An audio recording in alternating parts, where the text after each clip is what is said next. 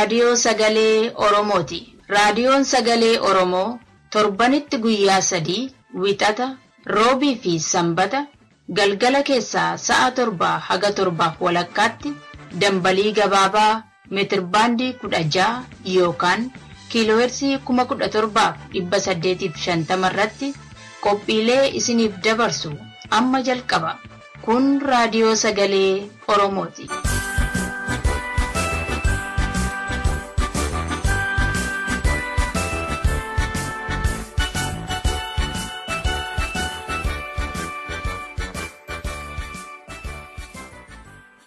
Akka moltan dhaggeeffattoota keenya kun raadiyoo sagalee Oromootiin kan isinii darbaa jiru sagantaa keenya onkoloolessa 11 bara 2014ti. Qophiileen keenya har'aa akkuma aadeeffame qophii lamaa kaayyoo fi waarii marii qabnaa. Qophii kaayyoo keessatti sochii addi bilisummaa Oromoo karaa dippiloomaasii biyya ambaa keessatti gaggeessaa jiru ilaalchisuudhaan gaafiif deebii Dr. Shiggut Galatoo waliin taasifame isiniif dhiyeessina. Waarii marii keessatti immoo gaafiif deebii Dr. Ibrahim Elamoo waliin taasifame kanaan dura kutaa 4 isiniif dhiyeessine har'a kutaa 5ffaasaa isiniif dhiyeessina. Amma oduu har'aatiif gara dasuu duulaattiin isin dabarsa.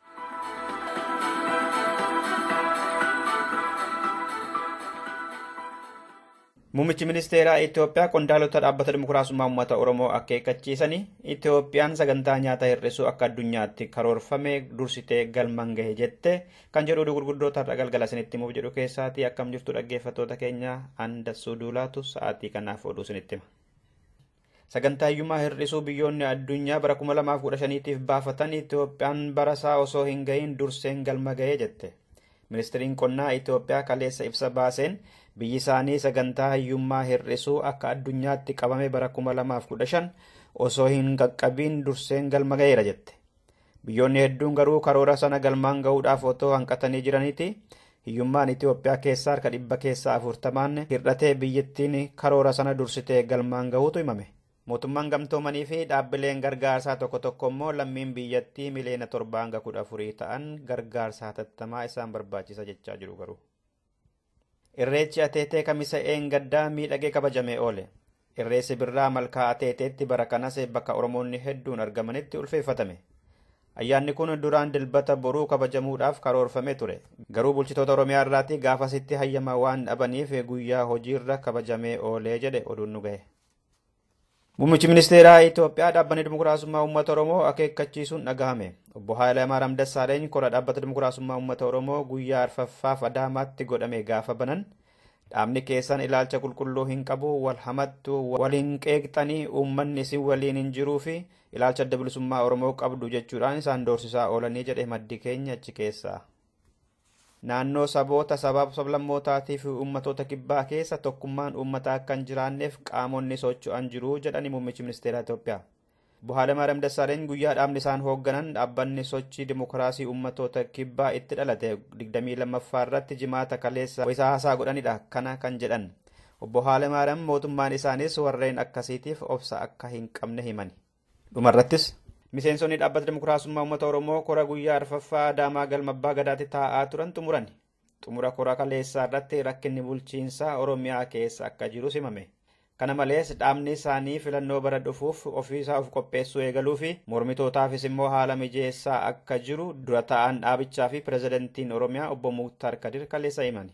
የሚታዩ የመልካም አስተዳደር ችግሮች ሁሉ በስልጣን ላይ ያለ ፓርቲ ከመሆኑ ጋር በተያያዘ ለሁሉም የፖለቲካ ኃይሎች ምቹ ሁኔታ የማመቻቸት ኃላፊነቱን በብቃት ለመወጣት እንደሚረባረብ በግልጽ ጉባኤ አቅጣጫ ያስቀመጠበት ነው። Kana malees hooggansa isaatiin oomishni callaa midhaanii Oromiyaa keessatti dachaa 3tiin dabaleeraa jedhani. Tajaajiltoonni garuu guddinni dhufe jedhamu kun jireenya uummataa wayita fooyyessuu hin mul'anne. Laftis qonnaan bulaarraa fuudhame maatiinis gargar faca'eeraa jechaa jiru. Dhaggeeffattoota keenya oduun irraaf qabnu kanumadha. Sagantaalee hafa waliin turtii gaarii.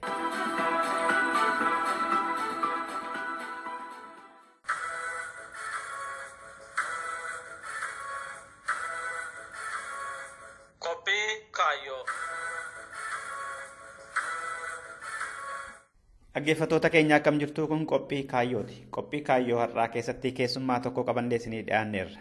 Dr. Shiggut Galataati. Miseensa Gumii Sabaa Adda Bilisummaa Oromoo fi itti gaafatamaa birkii dippiloomaasii. Kan isaan faana har'a mari'annu waa'ee qabsoo gama dippiloomaasiitiin adda bilisummaa Oromoo godhaa jiru irrattidha. Kutaa tokkoffaa isaadha qabannee dhiyaanne. Tole Dooktar keessummaa ta'uu keessaniif guddaa galatooma. Mee karaa qabsoo dippiloomaasii adda bilisummaa Oromoo godhaa jiru keessatti qabsoon dippiloomaasii maaliif akka barbaachisu otoo sarraa kaane? Akeekni hojii quunnamtii alagaa yookiin hojii dippiloomaasii fira baafannaadha. Waliigala akeekaa jiruu dippiloomaasii ABO yoo fudhanne ka jalqabaa eenyummaa uummata Oromoo barsiisuudha. Seenaasaa, afaansaa, uummata guddaa gaafa Afrikaa keessa ka jiru kan aadaa boonsaa qabu kan wal dandahee amantii adda addaa amantii wajjin jiraatu uummata sablammoota Itoophiyaa keessaa gara 80 jiran keessaa gara 50 ol ka ta'an wajjiniin yookiin uf keessatti yookiin daangaadhaan warra tokko wajjiniin uummata wal dandahee jiraatu kan kenne fudhachuu beeku ta'uusaa barsiisuudhaan ni jalqaba. Inni lammeeffaa kana wajjiniin kan wal qabatee jiru uummanni kun miidhaa siyaasaa karaa dinagdee karaa hawaasummaa uummata miidhaan irra gahaa jiru uummata qawweedhaan bitamaa jiru uummatna mirgi dhalootummaasaa kabajamee fi hin jirre kan kanaaf waanjoo garbummaa ofirraa baafachuuf falmataa jiru ta'uusaa beeksisuudha. Mirga falmannaa kanaaf dhiiga maanguddoolee, dhiiga Oromoo, dhiiga ayyan dhangalahaa jiru mana hidhaa meeqan isaanii akka isaan guramanii jiran kan argisiisu biyyata bakka adda addaatti gaggeeffachuudha jechaadha. Qabxiin arfaffaa qabsoosaa kana bifa gaarii akka inni godhanne bifa fokkataa akka inni jalaa godhatu humnootiin adda addaa isa irratti bobbahanii dura dhaabbachuu ta'a jechaadha. Qabxiin arfaffaa. Shanaffaa akka adda bilisummaa Oromootti dhibdee siyaasaa manni kuni qabu rakkoo gaafa Afrikaa akka dhaaba siyaasaa tokko furmaata jedhee kan inni lafa kaawwate daangaa tokko malee mirgi uummata Oromoo hiree fi murteeffannaa guutummaatti yoo kabajate duwwaa akka furmaanni biyya sana keessatti dhufuu danda'u kan agarsiisu kan nuti lafa kaawwannoo himnudha jechaadha. Kanaaf waliigala qabxiiwwan cuunfe qabxii 5 ta'uu warra qabxii arfaffaa duraa sana keessatti dhalli Oromoo ta'ee dhalate hundi kan irratti hojjetu yeroo ta'u inni sadaffaa miseensolii fi qondaalonni fi deeggaraan adda bilisummaa Oromoo akka dhaaba siyaasaatti kan isaan himatanii ta'a. Waliigalaa akeeknii fi jiruu dhaabbichaa inni guddaan kan ittiin raawwatamu uummata Oromoo ta'uusaa argisiisa jechuudha. Tole amma hojii dippiloomaasii wayita itti bobbaatanii akka dhaabaatti dalagaa turtan sana yookaan dalagaalee jirtan gufuun sin quunname jira akka addunyaattis haa ta'u akka ardii Afrikaatti. Hojiin dippiloomaasii jecha dippiloomaasii irraa yookaan hariiroo mootummootii kan argisiisudha. Hariiroo mootummaa fi dhaaba bilisummaa bal'u gidduutu ta'in hankeenya insaljan dippiloomaasii jechaadha. Formaal dippiloomaasii miti. Innumtuu mataan isaa dhibeedhaa. Isarratti garuu waan xiqqaasaa dhiisee warra gurguddaa dhibdeedha jedhu yooniin lafa kaa'ee akka qabxii 5tti lafa sii kaa'uu danda'a. Isaan kun tokkoffaa deemsa siyaasaa addunyaa kan lola qabbanaawaa asitti mudate. Inni lammaffaa haala naannoo keenya gaafa Afrikaa keessatti dhibdee bilbiltuu ta'anii kan isa kaan golganii kan mul'atanii jiran. Sadeffaanii akkaataa itti mootummaan nuti falminu mootummaan aangoo fi risoorsii harkasaa godhatee jiru sun akkaataa inni itti hojjetuuf hankeenya wal bira qabnee yeroo laallu ta'a. Inni arfaffaan qabeenyaa fi humna namaa wajjinii wal qabataa. Shanaffaan akka Oromootti akkaataa nuti dhibee keenya ittiin eeggannu muda yookiin gufuu mataa isaallee ni qaba jechaadha. Qabxiilee 5 kana xinnoodhuma ibsuudhaaf waan yeroo bal'aallee fudhatu qormaata bal'aaree kan barbaadu waan ta'eef haala deemsa siyaasaa gara addunyaa gara qabxii jalqabaatti yoo deebi'e bara 1990 duraa kan adda bilisummaa Oromoo dhibee qabaachaa dhibeen isaanii guddaa ture. Oromoo fi Oromiyaa uummata isaa mataa isaatti Oromootti barsiisuuf biyya ollaatti barsiisu waan guddaa ture. Kana hoogganoonni yeroo hedduu bara sana keessatti gaggeessan kun hirmaannaa adda bilisummaa Oromoo qaama ce'umsaa keessaatiin hundee godhate jechaadha. Addunyaa irratti maqaan Oromoo birattis gaaffiin Oromoo hundee godhatee Oromiyaanis jalqaba irratti kan kilil 4 jedhamaa turte Oromiyaa jedhamtee sadarkaatti biyya sana keessatti ifatti labsamtu irra geesse. Egaa rakkoon jiru isaa asitti ka jirurraa yooniin haasa'e wayyaa jalqaba yeroo adda bilisummaa Oromoo mootummaa ce'umsaatti seenu addunyaan lolli qabbanaawaa gola lama keessatti ture bahaa fidatti ture gar tokkotti naannawee olaantummaa dhihaatiin kan mootummaa USA'n hoogganamtu kan liberaal dimokiraasiin olaantummaa itti argateetiin gar tokkotti naanna'e jecha. Isa kana pirezidaantiin US yeroo sana biyyicha gaggeessaa turan New World Order jedhanii lafa kaa'anii New World Orderiin kun kan addunyaan humni laga seenee qawweedhaan dhibee hiikkatu tun ta'in kan mariidhaan hiikkatu kan abbaa humnaa biyya namaa weeraru tun ta'in humna nama weeraru kan addunyaa wal faana fuuldura dhaabattu waliigala kan rakkooleen jiranii ilaameen hiikamtudha jedhanii lafa kaa'anii turan. Inni kun humnootii bilisummaadhaaf falmanitti abdii fi sodaa gati lamaansaa. Karaa tokko abdiidhaa dhibeen keenya karaa nagaa hin hiikama ka jedhu lafa kaa'e. Karaa tokko yoo waan kun ta'uu baatee qawwee lafa keenyee dhibdeen uummata keenyaaf gaaffiin keenya tamta haalaata ka jedhu rakkoo adda bilisummaa Oromoo duwwaa osoo hin taane kan yeroo sana irratti bilisummaa uummata isaaniif falmanii kan hedduu isaanii ture jecha. Isa kanarratti hundaa'ees kan adda bilisummaa Oromoo mootummaa ce'umsaa keessa seene haa ta'u inni kuni gaafa aangoo dhuunfannaa EPRDF-dhaan fashalaa deemu dirqiidhaan adda bilisummaa Oromoo gadi bahee jecha. Waraanatti deebee jecha. Jecha New World Order jedhame sanarraa ala qawwee lafaa kaasee jecha. Jecha sanarraa ala duwwatu hin ta'in gaafas gaafa Afrikaa keessatti mul'atan Soomaaliyaan 91 irraa kaatee biyya mootummaa hin qabne taatee jirti. Rakkoo mataa isaatii inni qabaa jecha. Itti aanee Soomaaliyaa keessatti mataasaa waraanni US nagaa fidee isteetii kana gara mootummaatti fide jedhee kan itti amahu milkaa'uu dadhabee 1994 achi keessaa bahee jecha. Dhibdeen Iraaq giddu galeessa bahaa keessatti hammaataa ture.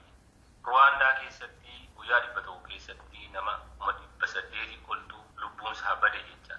Naannoo Yemanii fi Saawudii keessa jiru irratti balaan gaggahee. Haalli kun nagoomii mootummaa US irratti mataasaa kan isa yaaddessu babal'achaa ture. Isa kana keessaa baay'een naannoo keenyatti marsee jiraachuu isaa Soomaaliyaa. Bin Laaden immoo 1991 kaasee hanga 96tti Sudaan keessa jira jedhamee tikti mootummaa US jala jiraachuu isaa.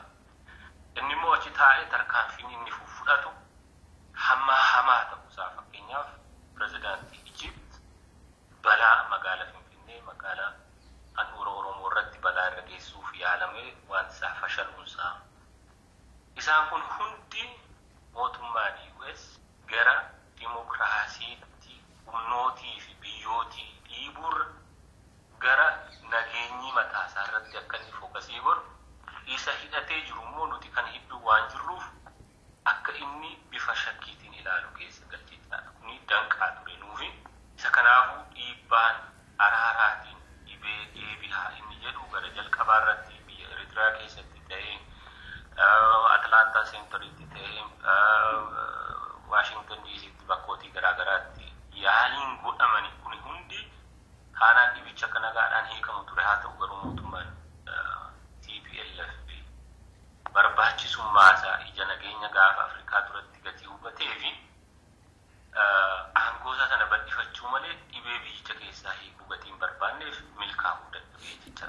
Mee sammaa ifa godhamee dhaggeeffatootaaf Asmaraatti fa'aa Atlaantaa fa'aatti ni jettanii marii godhamee ture jechuudha mootummaa Itoophiyaa fa'aa. Haasaa jiddu galeessa jidduu deemtuu biyyootii dhiyaa wajjiniin keessatti biyya kan isaan irratti qooda fudhatanii haasaan TPLF fi adda bilisummaa Oromoo jidduu Asmaraatti illee ta'ee ture Atlaantaa seentariitti illee ta'ee ture.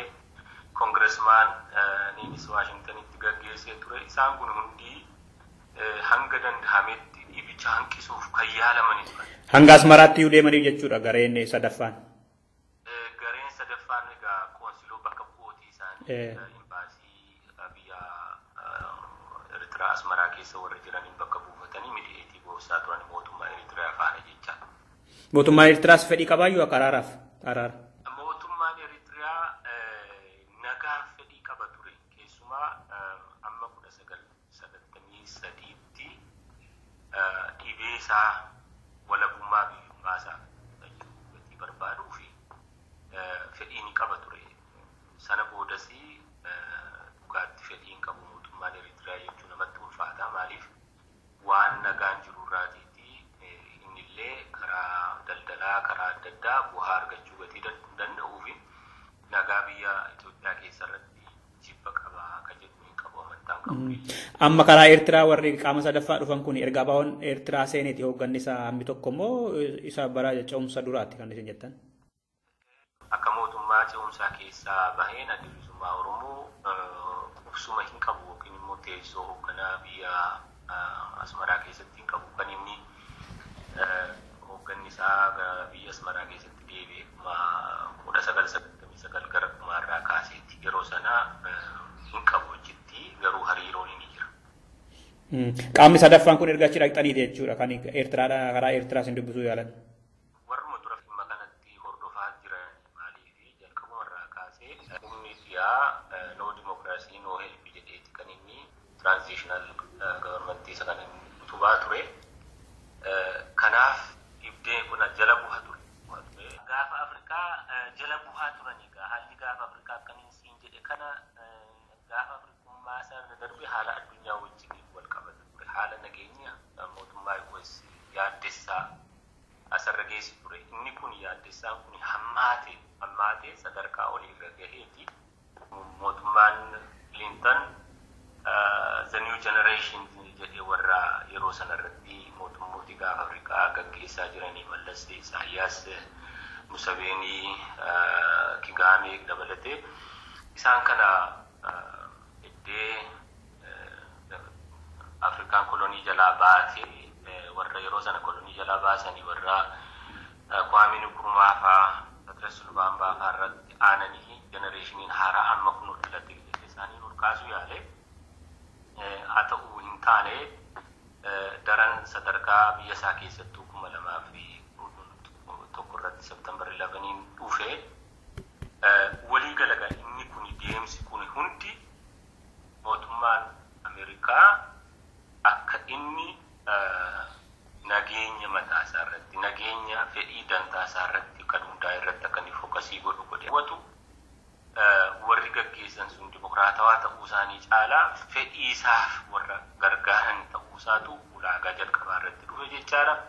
Isa kana keessatti Itoophiyaan yookiin mootummaan Mallas shariikummaa lola farra shororkeessaa kanarratti gaafa Afrikaa irratti ka jalqabaa ta'e as ba'e. Ameerikaa keessatti sadarkaa sadiitti ilaalaman keessaa sadarkaa lammeeffaa irra ishee fide Itoophiyaan. Sadarkaa tokkoffaa warra naatoo warra wajjiniin qolee wal cinaa dhaabbatanii lola gaggeessan yeroo ta'u inni sadarkaan lammeeffaa immoo bakka inni hin jirretti warra lola isaaf gaggeessan warra inni leenjifatu warra inni hidhannoo guutuu kennuufi warra ta'anidha. Inni sadeeffaan dhimma loojistikii warra itti gargaaramu. Kanaaf Itoophiyaan sadarkaa lammeeffaa sana qabatte jechaadha. Akka kanaatiin humna waraanaa TPLF leenjisuu bobbaasuuf kan isaaf gahu meeshaalee guutuu kan tikaa waa hundaaf kan isa barbaachisu guuteefi jechaadha. Daataa waraana kanaaf barbaachisu marammoo mootummaan TPLF akka inni hirmaatu ta'e inni kun egaa akka inni mootummaan US nurratti hidhannoo isaa isa sana gabbisatu boosisee lammaffaa odeeffata xiqqaaf barbaachisan security information akka tasaatti dhimma lola shororkeessummaadhaaf gatii supply isaaniif ta'uuf kana akka garaatti akka isaan argataniif godhi jechaadha. Unuun immoo lola lama akka nuti gaggeessinu jechaadha. Dhaggeeffattoota keenya qophiin kun hin xumuramne. kutaa lammaffaasaa torbee qabannee deebina.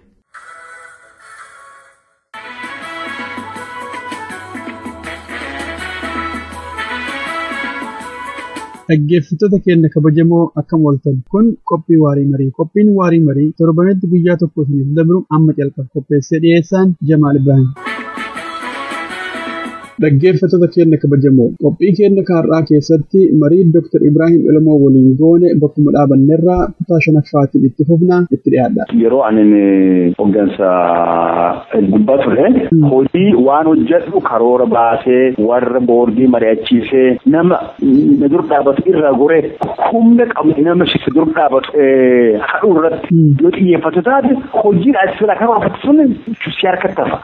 Yoo garuu nama si dur dhaabatellee nama waan hamaa siin jedhullee bira dabartee obsitee bilchalaan yoo gartee boore guyyaa sadii afuriin booda itti deebitee yoo raasoftu wal dhagaa'uu dandeenya. Warra sanallee yaada isaanii dhageettee yoo fudhannellee biruma dabartee hojii irratti yoo xiyyeeffatte akka hojii sun gara qulqulluudhaan waan sun hojjechuudhaaf deemtu yoo argan namni si deeggaru hojjetu jira. Tokko lama kaasii mormu yoo jiraatellee akkasiin humna xiqqoo qabnuun nama qabnuun otoo maallaqa hedduu qabaachuu illee baannee maallaqii gartee nama barate keessa jiru sammuu namaa waan xiqqaa miti konfereensii keenya keessatti iyyuu kan waggaa sun yoo agartee nama hedduu warra ammoo durii keessa hafan waggaa 10 fa'aa warri hin dhufin warra hedduu dhufu yoo hoggansi dhugumaadhaan jijjiirama gaarii agarsiise yoo kaayyoo Oromoo guddaa irratti xiyyeeffachuun yoo jiraate namni walitti hin dhufu. Hin mari'atanii deemuu callaa miti rakkoo Oromoo kanaaf furmaata barbaaduu irratti ni hirmaatu. Konferensiin keenya baayilinguwaalii ture. Maaliif jennaan namni afaan Oromoo hin dubbanne nam kudhan fa'aa keessa jira. Namni achi keessa jiru garuu nam 400 fa'aa. Nam 400 sun kabajuutti nurra jira afaan Oromoo sun dubbatu. Nama kudhan ammoo afaan keenya hin beekne illee afaan hin hiiknaaf afaan Oromootiin.